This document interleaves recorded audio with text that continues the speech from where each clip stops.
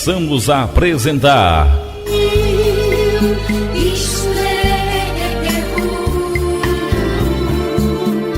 a leitura comentada da Palavra de Deus.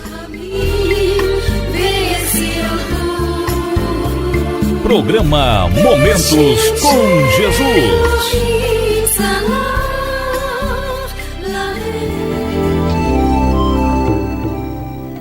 Leitura comentada da Palavra de Deus.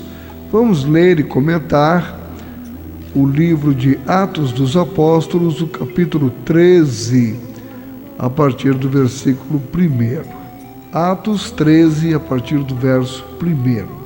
Diz assim na Palavra do Senhor: Na igreja que estava em Antioquia, havia alguns profetas e doutores, a saber, Barnabé e Simeão, chamado Níger, e Lúcio Cirineu, e Manaém, que fora criado com Herodes, o tetrarca, e Saulo. E servindo eles ao Senhor e jejuando, disse o Espírito Santo: Apartai-me a Barnabé e a Saulo para a obra a que os tenho chamado. Irmãos, nós estamos aqui no começo da igreja primitiva e encontramos na igreja de Antioquia o nosso querido Saulo de Tarso. Ainda estava sendo chamado Saulo e a partir daqui passou a ser chamado então, até o fim da sua vida, Paulo, o apóstolo Paulo. Então você nota que ele estava reunido com alguns profetas e doutores da igreja, Barnabé e Simão, chamado Níger, e Lúcio Cirineu, e enfim, Manaém e Saulo, chamado a partir daí Paulo. E desperta a minha atenção que diz que servindo eles ao Senhor e jejuando, disse o Espírito Santo. Então eles ouviram a voz do Espírito Santo dizer a eles algo maravilhoso: Apartai-me a Barnabé e a Saulo para a obra a que os tenho chamado.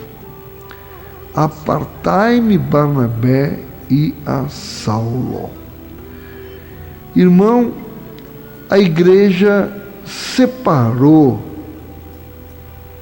Barnabé e Saulo para a obra que Deus tinha para eles.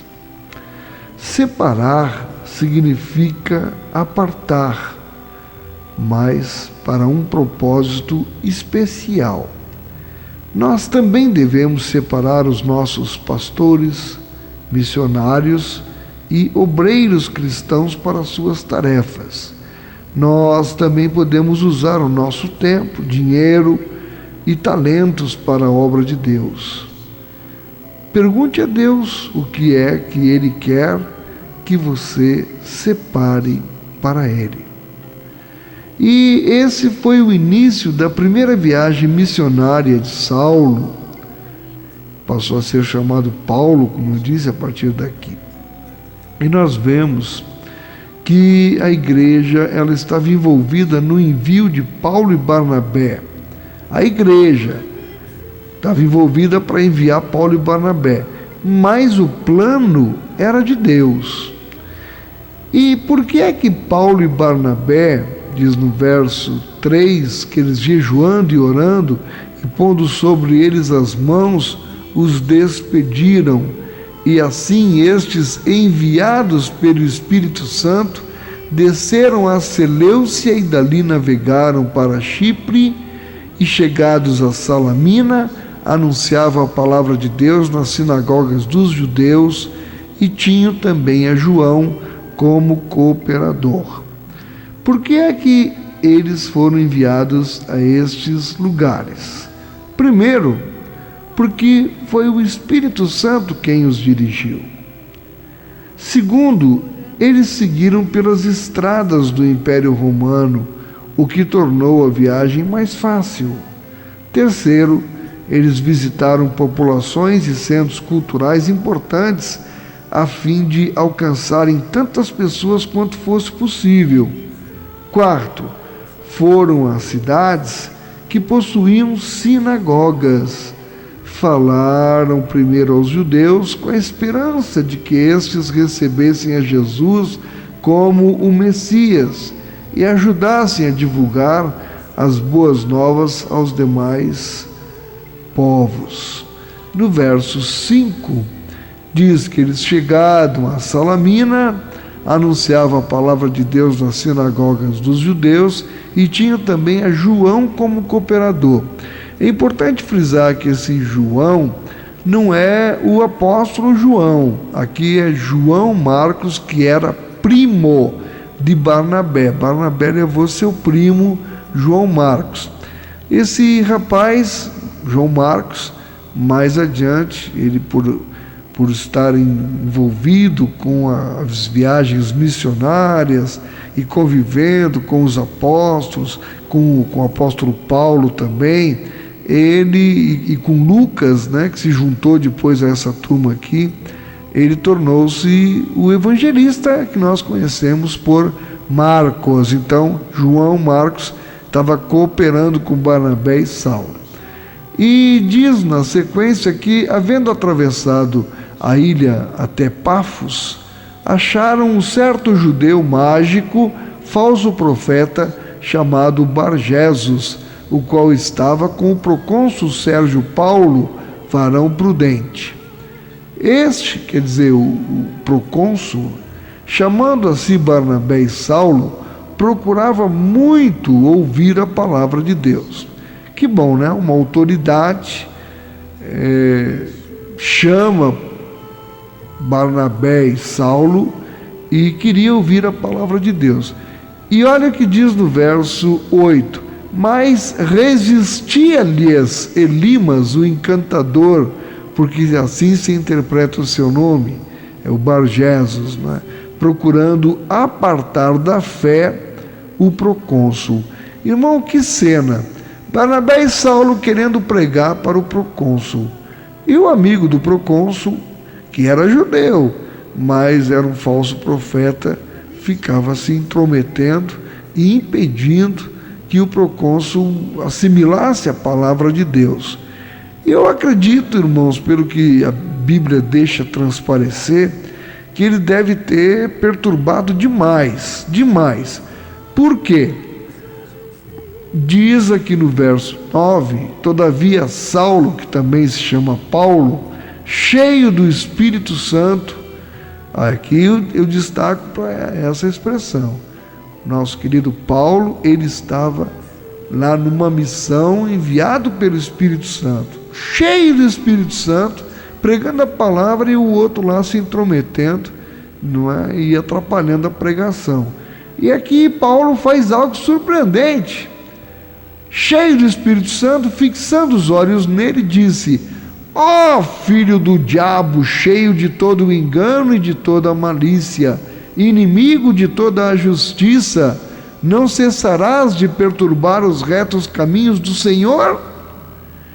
Ele, irmão, não queria entrar no céu, mas também queria impedir o procônsul e os outros de entrarem também. E aí Paulo tomou uma atitude, cheio do Espírito Santo, chamou ele de filho do diabo, e olha o que ele disse: eis aí, pois agora, contra ti a mão do Senhor, ficará cego, sem ver o sol por algum tempo. E no mesmo instante, a escuridão e as trevas caíram sobre ele, e andando à roda, buscava a quem o guiasse pela mão. Então o procônsul, vendo o que havia acontecido, creu, maravilhado da doutrina do Senhor. Que lição impressionante nós tiramos aqui. Veja que Paulo, cheio do Espírito Santo, falou, e o que ele falou aconteceu. Você vai ficar cego por alguns instantes. E o homem ficou cego mesmo. Isso é algo tremendo, porque hoje em dia a gente vê muita gente aí se dizendo cheio do Espírito Santo e rogando praga para os outros, ameaçando: ah, você falou de mim?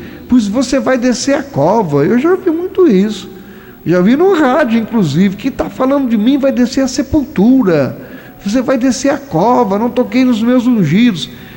Irmão, se a coisa fosse desse jeito que as pessoas querem fazer os outros acreditar, imagina, a pessoa saía por aí e largando maldição nos outros, enquanto o estrago ia fazendo só ao seu belo prazer, porque fulano olhou com o olhar atravessado, porque não deu a paz do Senhor, e a coisa não é assim.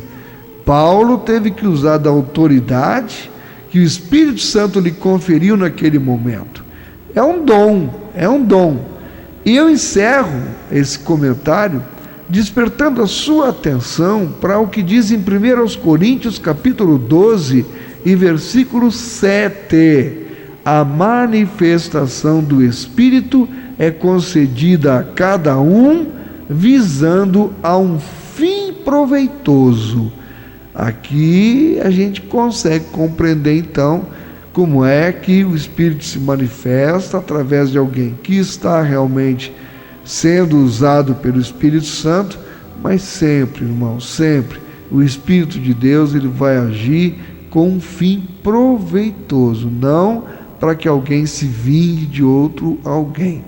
Amém? Que o Senhor aplique a porção da sua palavra em cada coração, em nome de Jesus.